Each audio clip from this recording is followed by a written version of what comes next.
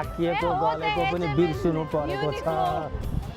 जता हेऱ्यो त्यतै रमाइलो, प्राकृतिक रमाइलो, जापानीले गरेको भौतिक उपलब्धिको रमाइलो, सबै थोक रमाइलो छ। नयाँ ठाउँ, नयाँ अनुभूति, मजा छ। दिनभरिमा खाना के अरे नास्ता पनि खाँदा नखाँदा भोक लागिराखेको छैन। अरू थोक हेरेर नै त्यसैको स्वाद र आनन्दमा मस्त छ शरीर। अलिअलि थाकेको छ, शरीर मात्रै थाकेको छ, मन चाहिँ थाकेको छैन।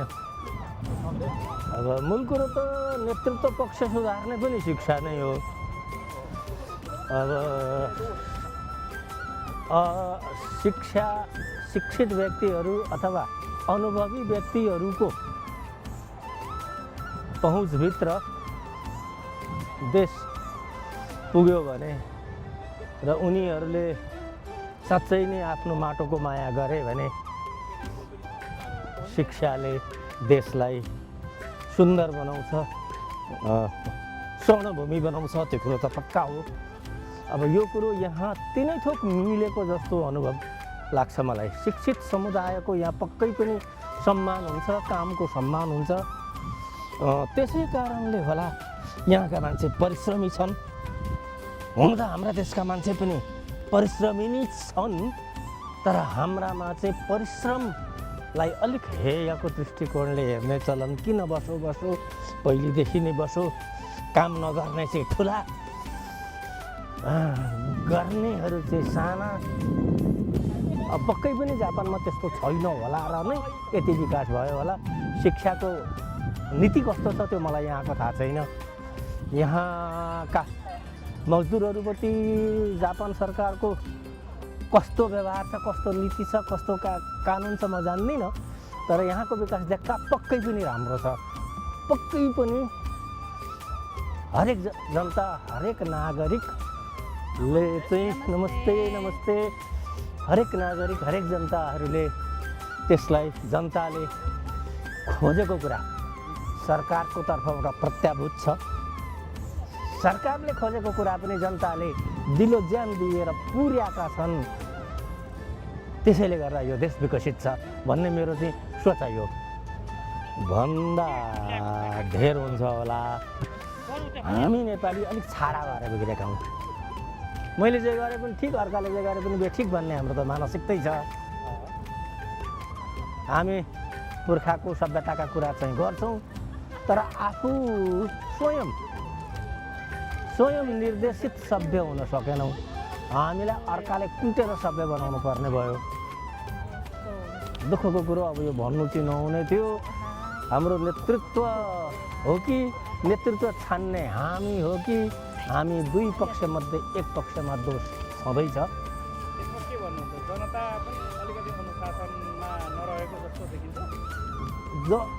मूल त जनता त हो त अनुशासनमा नरहेको। जनता अनुशासनमा रहिदिएका थिए भने हाम्रो नेतृत्व त उसै अनुशासित भइजान्थ्यो नि। हामीले नि हो नि त हाम्रा नेतालाई छाडा हुन मौका दिएको छ। दोष त हाम्रो छ।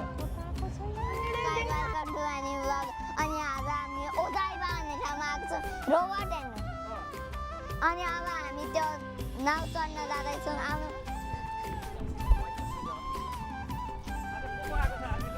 अब प्रस्ताव दादा अनि आन्बी अनि प्रान्बी अनि अचु अनि म, मामु बाबा अनि हजुर अनि ठुलो मामु अनि हजुरआमा। अब यो टोकियोको उदयवामा घुम्दै गर्दाखेरि सबै सपरिवार घुम्दाखेरि कस्तो रमाइलो हुँदै रहेछ। आज दिनभरिमा के खाइयो त? अनि आज खाएको चाहिँ जुसहरू अनि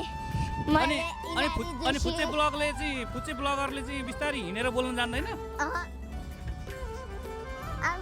ओके गाइस, हामी आज फुच्चे ब्लगरसँग चाहिँ हिँडिरहेका छौँ।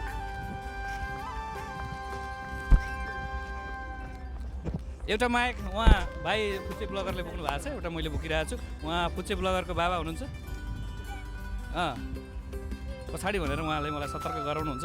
Hello hello guys. यता आउनु हजुर अनि यता आउनु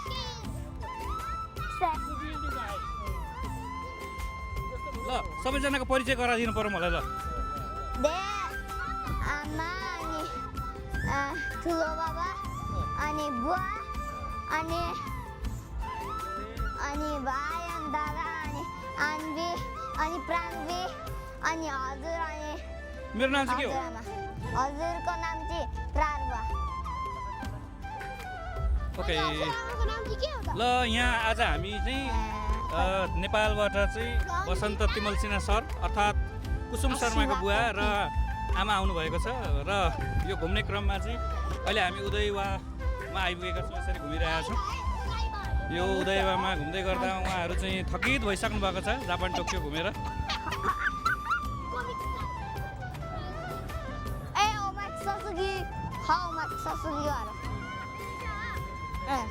दाइ अनि कस्तो लागिरहेछ त? मलाई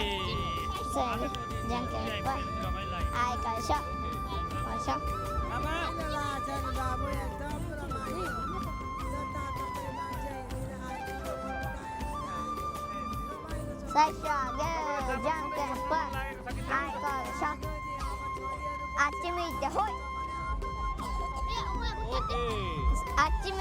ल गाइस हामी चाहिँ यो टोकियो उदयवारमा यसरी रमाइलो गरी हिँडिरहेका छौँ। रमाइलो छ माहौल। उता भ्लगमा हेर्ने हो। यो केटी भन्ने चाहिँ आम्बुचा हो नि आम्बुचा। मनपर्ने मान्छे हो?